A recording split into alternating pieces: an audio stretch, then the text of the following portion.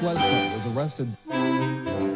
Patrick Montgomery was in court. Jonathan Manapa will stay in federal custody. No, I don't take responsibility at all. Hey everyone, welcome to the show. So 44-year-old Kansas resident Kyle Kumer took his 71-year-old mother with him to the Capitol. So we have another mother-boy date. Anyway, the two of them headed to the Capitol after Donald Trump's speech. They were at the front of the group that was pushing against police as soon as they entered the Capitol grounds. And the officers tried to push everyone back, but Kumer and his mother resisted. So that police line ultimately collapsed, and then Kumer and his mother surged forward. They made their way over to the Lower West Terrace and over to the tunnel. And before they entered, Kumer was seen pumping his fist in the air, and he joined in with the crowd, and he was chanting, "Whose house? Our house." Kumer was then seen attempting to grab a stolen police shield, a riot shield, and that was right before he finally entered the tunnel with his 71-year-old mother. So they maneuvered to the front of the mob in the tunnel again, and Kumer was seen on video. He was assisting in the coordinated heave-ho push that you guys know of against the police, and he did this 5 separate times. And at one point, Kumer turned around and he used his back. He used his full body weight, and he was pushing against the police with his back. And as he was doing this, Kumer yelled to the rest of the mob, "Let's go, come on, let's go." So he was not only taking part in it, he was encouraging other people.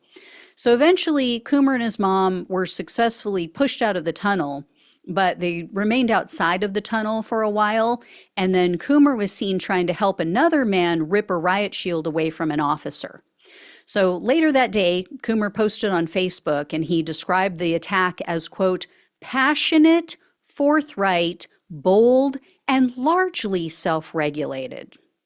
And then he also sent very bipolar text messages in the days that followed. In some of his messages, Kumer minimized the attack, and he said things like, quote, "see all the windows that were not broken in that were unguarded entry points." And that were unguarded entry points, I should say. And he also wrote, quote, "yes, we were waved in."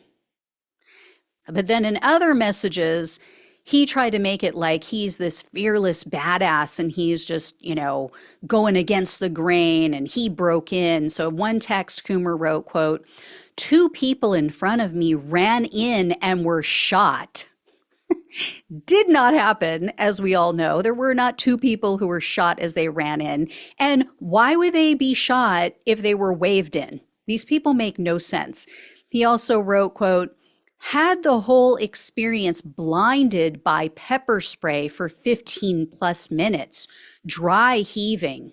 That also did not happen. And then Kumer also sent messages filled with conspiracy theories, of course. He wrote things like, quote, "the short of it was me and my 71-year-old mom and I walked into one of the sets that was later shown in the second Trump impeachment trial. Soon after we walked into the hallway leading to the doorway of the back of the Capitol building, a camera crew boom stand with light and a second mic arrived. After the camera crew was in place, guys with all black tactical gear, like the camera guy shown in the left corner, yelled for everyone to get in here, and then they pushed us from behind into the National Guard." So this guy can't decide if he prefers to be some brave patriot, quote unquote, or if he's better off claiming to be some rube that was duped into committing crimes.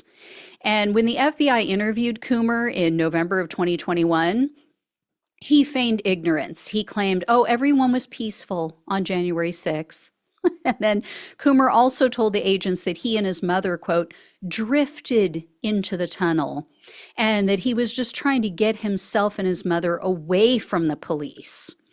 So the prosecutor pointed out Kumer had many opportunities to leave the tunnel because at different points the crowd had thinned out a bit, and so they could have easily gotten out if they wanted to. And yet they remained, and he continued to push with the mob, like I said, 5 different times. And check this out. Kumer is a former church minister. So evidently he missed that part in the Bible about thou shalt not lie. So Kumer was arrested on June 28th of 2023, and he was charged with civil disorder, entering a restricted building or grounds, disorderly conduct in a restricted building or grounds, and impeding passage on Capitol grounds. So in January of 2024, Kumer pleaded guilty to the only felony that he was charged with, so the civil disorder charge. So Kumer was looking at up to 5 years in prison, 3 years of probation, and $250,000 in fines. However, the prosecutor requested a sentence of only 15 months in prison, 3 years of probation, and $2,000 in restitution. And U.S. District Judge Carl Nichols presided over Kumer's case. When all was said and done, he sentenced Kumer to only 10 months in prison, 2 years of probation, and $2,000 in restitution. So not as much as I'd like, but considering that the judge is a Trump appointee, this was a fairly decent sentence, better than I expected, to be honest. So I'll take it. You know, I always say 3 to 4 months minimum. And this was 10 months, so I'm happy with it. And again, not overall, not for attacking our country, not for attacking our capital, but comparatively, this is a decent sentence. So I'll let you know if I hear any more. Thank you all so much for watching and listening. Please like this video, share it, become a subscriber if you have not. Please donate if you possibly can. Love you all. Take care. Talk with you soon.